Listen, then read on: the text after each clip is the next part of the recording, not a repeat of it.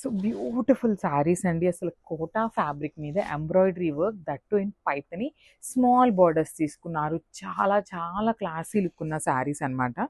So I'll just show you the complete look. అసలు మనకి embroidery వచ్చినా కూడా ఎంత లైట్ వెయిట్ ఉన్నాయోనండి, అసలు మిస్ చేయొద్దు. నాకు ఇట్లా శారీని చూస్తుంటేనే చాలా చాలా ప్రెటీ లుక్ ఉన్నాయన్నమాట. సో కోటా ఫ్యాబ్రిక్ మనందరికీ ఐడియా ఉంది కదా. సో కొంచెం ట్రాన్స్పరెన్సీ అయితే ఉంటుంది.